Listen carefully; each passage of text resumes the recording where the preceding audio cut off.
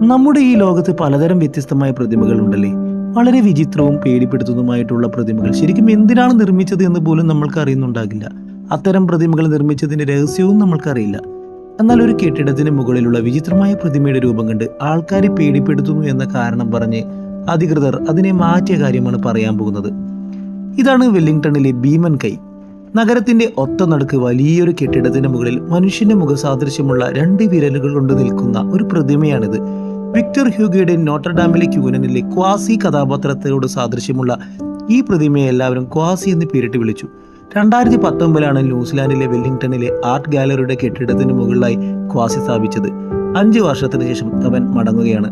ആൾക്കാരുടെ ദുസ്വപ്നമായി മാറിയ എന്തോ കാരണം ഇന്നും ചുരുളഴിയാത്ത രഹസ്യമായി അവിടെ നിലനിൽക്കുന്നു.